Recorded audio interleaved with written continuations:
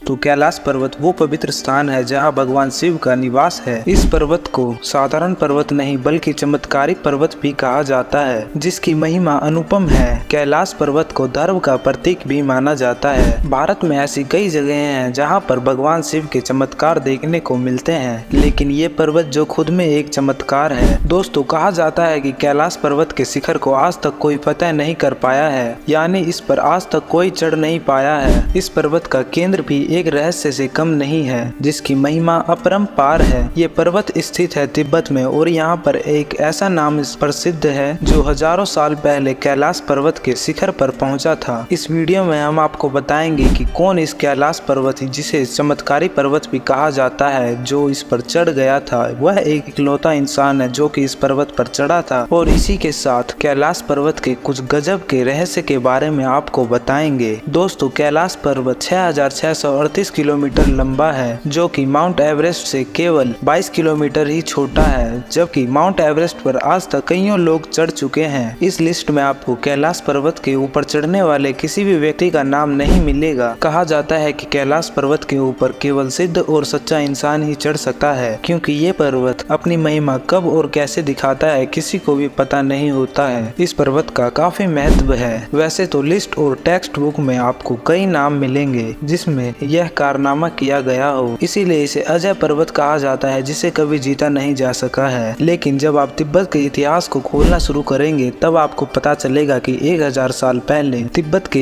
एक आध्यात्मिक संत ने ऐसा करके दिखाया था। जैसद मिलारेपा तिब्बत के आध्यात्मिक गुरु थे और उन्होंने ज्ञान साधना करके ज्ञान को हासिल किया था और चमत्कारी शक्तियों से परिपूर्ण थे। कहते हैं कि ब्रह्मा संत मिलारेपा के गुरु थे, लेकिन बाद में वह मिलारेपा के शिष्य बन गए। जब मिलारेपा ने कैलाश पर्वत की चढ़ाई शुरू करी तब उसी समय एक और आध्यात्मिक संत ने उस पर्वत पर चढ़ाई शुरू की और गुरुओं ने कैलाश पर्वत पर चढ़ते हुए सूर्य की तेज रोशनी का अजब गजब आवाज किया। तब मिलारेपा ने कैलाश पर्वत के शिखर को छुआ और वहां तब भी किया था। कहा जाता है कि मिलारेपा कुछ ही क्षणों में कैलाश पर्वत के शिखर पर पहुंच गए थे। इसके बाद वह विश्व में बहुत ज्यादा परिचित हो गए। उनकी कहानियों से यही पता लगता है कि प्रलौकिक ज्ञान रखने वाले संत या महात्मा ही उस पर चढ़ाई कर सकते हैं जो इस आयाम से भी बाहर देख सकता है। पूरे कलयुग में यही एक वाक्य है जिसने कैलाश पर्वत के शिखर को छुआ हो। अगर इतिहास में जाए तो 1926 में यूजर लॉर्ड सभी उपकरणों के साथ इस पर चढ़ने की कोशिश की थी, लेकिन अजीब मौसम, दिशा भ्रम और तेजी से समय बढ़ने के कारण जैसे विज्ञान के समझ में न आने के कारण इस पर चढ़ा नहीं जा सका। जिसके बाद कई विश्व पर्वतारोही इस पर चढ़ने की कोशिश करते रहे। यहाँ हर कोई अपने हट के कारण आया तो, लेकिन कैलाश पर्वत के सत्यों के सामने उसे आखिर में झुकना ही पड़ता था। हर पर्वतारोही का एक्सपीरियंस एक जैसा ही रहा। इस पर्वत पर पैर रखते ही इसकी रफ्तार बदल जाती है, मौसम की रुकावट आने लगती है, हाथ पैर के नाखून तथा बालों की वृद्धि तेजी से होने लगती है। दिशा भ्रम और कंपास का काम न करना हर किसी को भटका देता है। मौसम की भविष्यवाणी न कर पाना इसे एक अजय और अमर पर्वत बना देता है। वैज्ञानिक इसके केंद्र से आ रहे रेडियो एक्टिव का पता आज तक नहीं लगा पाए हैं। आखिर इस पर्वत में ऐसा क्या रहस्य है जो हर किसी को इस पर्वत पर चढ़ने से रोकता है, और आखिर कैसे मिला मिलारेपा को ऐसा ज्ञान जिस पर यह कुछ ही क्षणों में इस पर्वत पर चढ़ गए। महादेव को आदि योगी कहा जाता है, यानी कि उन्होंने सबसे पहले योग तथा साधना को सभी को सिखाया। वही ध्यान का ज्ञान मिलारेपा ने भी पाया। इसी ज्ञान से इस पर्वत पर आसानी से पहुंचा जा सकता है, जिस पर आधुनिक तकनीक से पहुंचा नहीं जा सकता है। दोस्तों, आप शायद कैलाश पर्वत पर स्थित कई स्थानों के बारे में नहीं जानते होंगे, जैसे कि यम द्वार जहाँ कोई भी नहीं रुक सकता है, राक्षस ताल और ऐसे ही कई रहस्यमय स्थल हैं कैलाश पर्वत पर अपना पैर पसारे हुए, जिसका ज्ञान वैज्ञानिकों को भी नहीं हो पाया है। इस अजूबे पर्वत का अंदाजा आज तक कोई नहीं लगा पाया है। परंतु दोस्तों, आप कमेंट्स में ये अवश्य बताएं कि आपको यह जानकर कैसा लगा कि एक ऐसा भी साधु है जो कि सच में कैलाश पर्वत पर चढ़ चुका है। और अगर आपको वीडियो अच्छी लगी हो तो वीडियो को लाइक तथा चैनल को सब्सक्राइब करना बिल्कुल ना भूलें। तो इसी के साथ धन्यवाद, मिलते हैं अगली वीडियो में, तब तक के लिए अपना ध्यान रखिएगा।